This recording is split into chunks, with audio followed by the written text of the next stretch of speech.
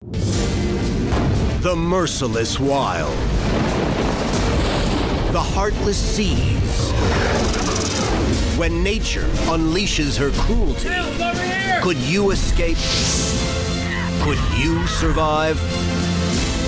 These are the true stories of outdoorsmen, confronted by death, armed with raw courage and a will to live. They are the ones who beat the odds and return from their own fight to survive. Father-son adventurers trek deep into the treacherous Alaska wilds. Cliff areas looked pretty chancy. Following the rugged trail of the white-coated Dall sheep. Before the hunt is over, one man will witness his son windmilling helplessly through the air from a cliff. I'm not sure he's going to keep breathing. His help's coming. We have a serious situation. And that man will learn the outer limits of strength, endurance, and commitment of which a father is capable. The spectacular wilds of Alaska's mountains. An ideal place for a hunter to pass from wilderness to wilderness, from one high place to another, in the words of John Muir. But those high places come with extreme risk. A misstep, a patch of ice, or a sliding rock can hurtle a hunter to the bottom of a gorge. Growing up a hunter in Texas, Rick Collins was willing 30 years ago to accept the risks of Alaska for its breathtaking wild spaces, twice as large as those of his native state. Well, I moved to Alaska in 1983. Been several years, and I haven't grown tired of it a bit yet. And I came because of the outdoor life, mainly hunting, but fishing as well. I like the wilderness situations of being able to get away from the crowds. It's gonna be a good trip this year, Jake. Came here mostly for the adventure. August 18th, 2006. Collins and his 22-year-old son, Jake, his main hunting partner, set off for their favorite Dall sheep hunting area, the sheer cliffs of the Wrangell Mountains. Getting to Dall sheep territory starts with a 6-hour drive across the state from their home in Wasilla. Then, a long slog on ATVs up muddy 4x4 tracks in the late summer thaw. We started running into muddy conditions, difficulty finding our way through bogs. We knew early on that we were going to be spending the night somewhere along the trail.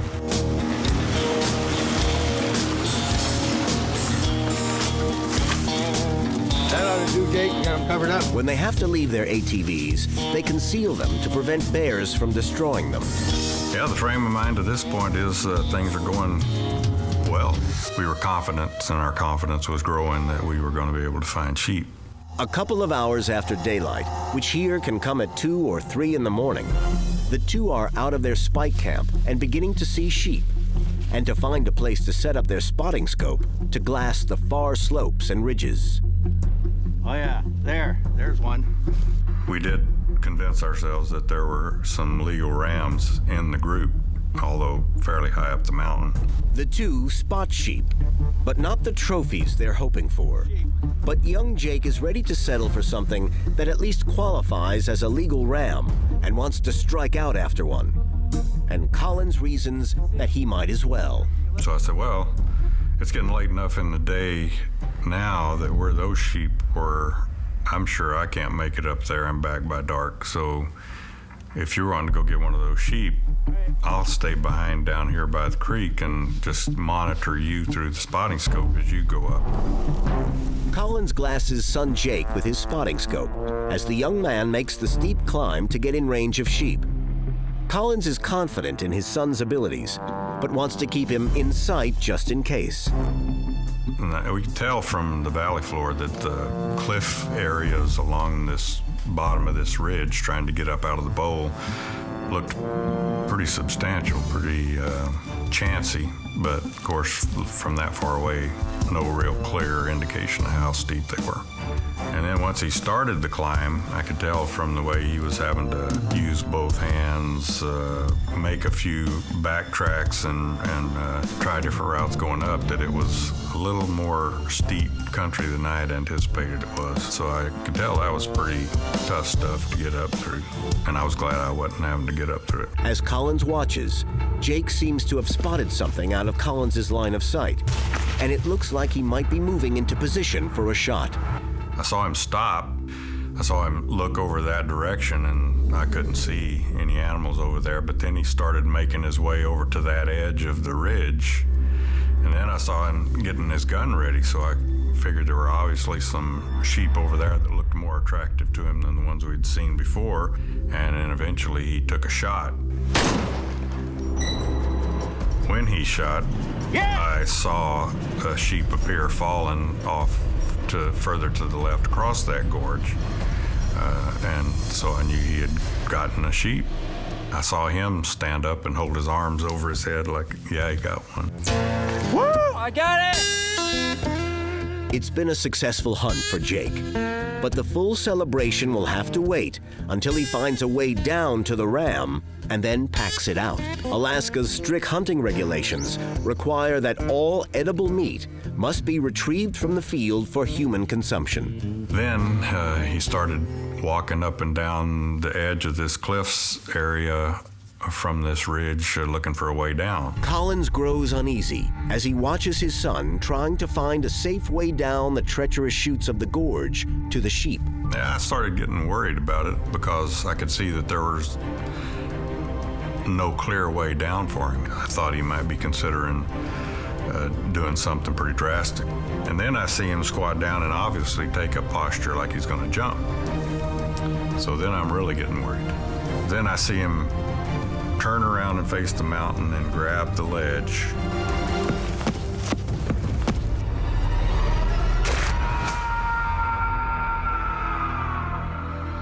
His hand slipped off the ledge and he falls over backwards and disappears out of my sight.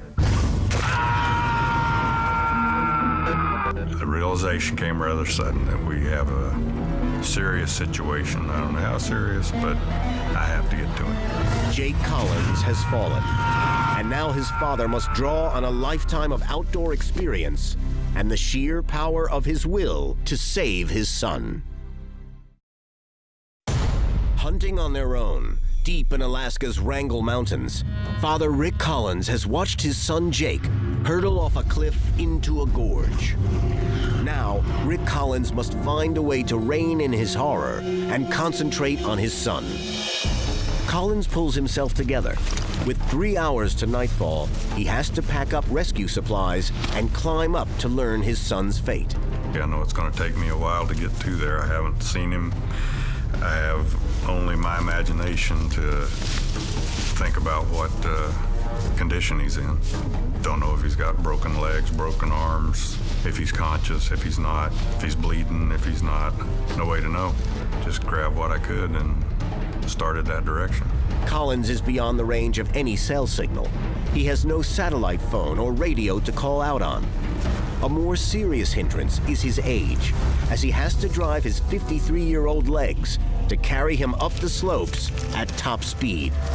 About every 15 to 30 minutes, I'd have to stop for a rest, and every time I stopped, I'd just start yelling, Jake, I'm headed up there, just in case he was in a position where he could hear me. The terrain grows only more steep and rugged, but the most difficult and ominous part is the silence. Collins receives no answers to his repeated shouts to his son. My frame of mind is that if I'm getting close to him, he's probably not hearing me. And if he's not hearing me, it's probably because he's not conscious. Collins presses on, legs and lungs burning. And then, without warning, he sights his son, lying motionless. Collins plunges into the gorge to reach Jake. When I got to him, he obviously wasn't conscious. I was talking to him the last 5 feet or so as I approached him.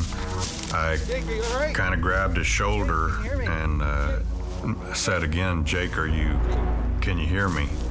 And his eyes opened, and he kind of looked up at me, but I could tell there was just a blank stare, no recognition in his eyes, and he just closed his eyes and went back to complete unresponsiveness. Rick does a quick exam and doesn't feel any broken bones, but Jake's head is full of cuts. Jake, can you talk to me? Collins considers trying to carry Jake out, but knows that's impossible in this terrain. My next option is, am I going to go to camp to go down there and come back? I know it's going to take me 2 hours at very minimum because it took me an hour to get to him. I don't think that's a good idea because I'm not sure he's going to keep breathing any length of time, much less for 2 hours. So I decide that, okay, I'm just going to stay with him with what I have. And what he has is some parachute cloth to make an emergency shelter for his son and him. So I had this with me that I knew I could cover us up with. I felt like he was off the rocks well enough that it was a good way for us to spend that first night and me to make sure he keeps breathing. Collins beds down for the night beside Jake under the parachute cloth, sharing his body warmth and making sure his unconscious son continues breathing. Collins has to fight the gusting frigid wind all night, but in the late hours, things take an even more chilling turn. Then sometime after midnight, he started having seizures where he would start to stiffen up, and he would even start to kick his legs up. They would only last about a minute and then go for anywhere from 15 minutes to a half hour before he would have another one, and that continued for a couple hours. I'd say by 3 to 4 in the morning, those had stopped. Sleep is impossible for Collins as he monitors Jake's condition, and lying beside his son, he searches through the rescue options. So I'm just thinking back and forth whether I'm going to leave him in the morning or whether I'm going to stay. To some point when I know I have to leave, he hadn't stopped breathing throughout the night, so that's further confirming to me that as soon as it gets daylight, I'm going to need to cover him up as best I can and go find help, because nobody's going to find us where we are. Rick builds a rock wall to protect Jake from tumbling debris and covers his eyes to shield against scavenger birds. Collins has done all he can. Now he must abandon his son, even if only temporarily, Jake, I'm gonna if go get Jake's help. life is to be saved.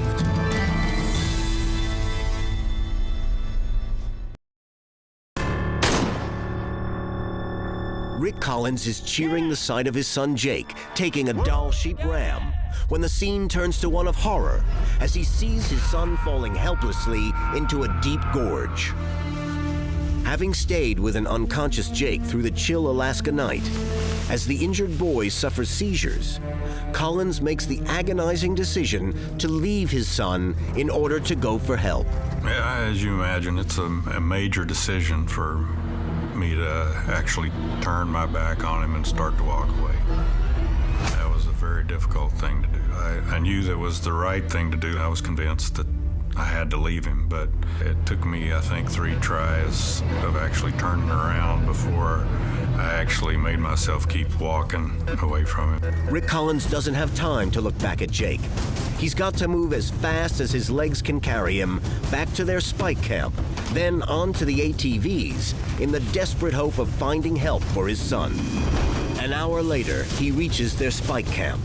Then 2 more hours to the ATVs. But the thawed trail onward is a swamp of mud and muck, and Collins has to winch and muscle the 4x4 out of the bog holes when it gets stuck. Got stuck 10 to 12 times probably going out where I had to get off the four-wheeler, then use either the winch or me coaxing the rig along, standing off to the side and using both the engine power and me pulling on it to get it out of the muck. Finally, Collins reaches his truck. He has a choice of a short trip to an isolated ranger station or a longer ride to an area he remembers seeing rental cabins. And I decided to take the chance and go with what I was relatively sure there's going to be some form of communication at a lodge. So I head that direction, away from the ranger station, and within 3 or 4 miles come to, I see a cabin up ahead, a recreational cabin on the left. So I pull into that cabin, go knock on the door, and somebody answers the door, and I ask if he knows of how I can get in touch with emergency services to ask for a rescue. Collins' Good Samaritan drives him back to where they can get cell service, and they call an Alaska State Trooper dispatcher in Glen Allen, 100 miles away. The dispatcher puts through a swift chain of calls, and a rescue helicopter is in the air from the Coulis National Guard Air Force Base in Anchorage. For more than 24 hours, Jake Collins has lain unconscious after hurtling off a cliff. Now, his father boards the rescue chopper, wondering if they will find his son again before it's too late. For more than 30 grueling hours, Rick Collins has traveled muddy trails in search of help for his unconscious son. Now the rescue has gone tactical as they chopper back in high winds to try to locate the gorge in which the fallen Jake Collins lies. They gave me a handheld laser light and asked me to point towards the gorge I recognized as the one Jake was in. The terrain around Jake is too tough for a cable rescue. So Rick Collins and the two-man rescue team must bail out of the helicopter and reach Jake on foot. So they decided then that the two parajumpers and myself were going to have to get out of the helicopter and hike back to where he was, and then carry him out to a location where he could be retrieved by the cable hoist. Collins worries that a critical hour has now been added to the rescue effort for his son. Collins presses uphill as fast as he can. But fortunately, one of the parajumpers with him, Red Reddington, takes off at top speed and outraces Collins up the slope. I think I hear him. He's just over the top. That was Red, took off in the lead and made his way up, and he was the first one to reach Jake and heard him breathing against the tarp actually before he got to where you could see him. Jake! Jake, can you hear me? Jake! So I probably got up to him 15 minutes or so after he got to him, and he was still in the process of getting the tarp ripped away and evaluating his condition when we got there. But, well, I know he's still alive then, so that was a real relief to hear that he was alive. And as I got up there, I just sat down by Jake as they worked on him and told him I was glad he hung on. Collins' words are for an unconscious Jake. The young man feels cold to the touch, his breathing labored, and his pulse feeble. Yet he is alive. The three men place him on a canvas litter and begin the rush down the slope, back to where the chopper can reach them. Anchorage Life Flight, 44K32. We're ready for cable. Please lower. It's full throttle to Providence Medical Center in Anchorage. Jake is barely alive, and he's fallen into a coma. It doesn't look good.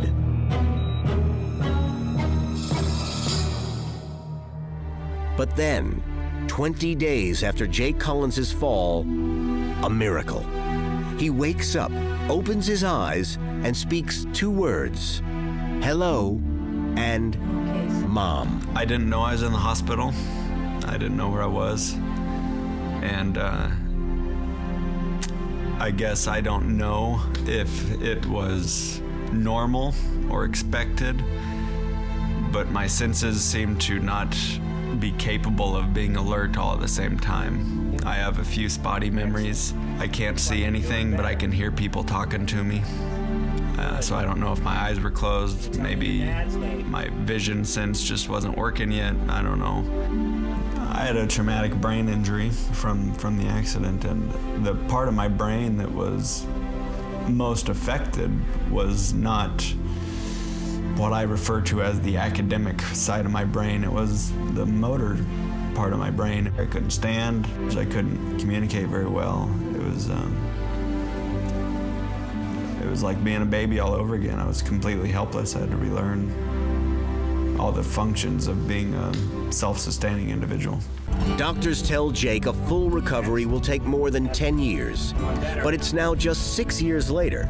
He's married with a family and is a teacher in his home of Wasilla, Alaska. He remembers little about the incident. Jake continues to hunt, and he and his dad have returned to the scene of the accident. The excuse for me to want to go back was to find my rifle, but I really wanted to go back just because I felt like I had not completed that hunting trip. That was a lot of emotional healing for me and my father. Being back in the same spot, for me, being able to recapture exactly where it was, because my memories of that location weren't great. I got pretty emotional about going back to the spot. It brought back unpleasant memories for sure for me to be there, but at the same time, I think it was good for Jake to see the spot, kind of to bring a closure to it, to say this is something that happened, the events passed, and I'm moving on with my life. Things are getting better. Jake Collins well knows he owes his life to his father. I think my reaction to my dad is gratitude.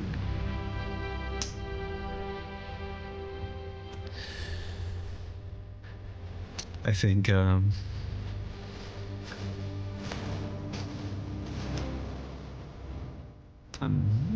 grateful to my dad that I'm here, and grateful to my family for all the support that they gave me for me to have the quality of life that I do now.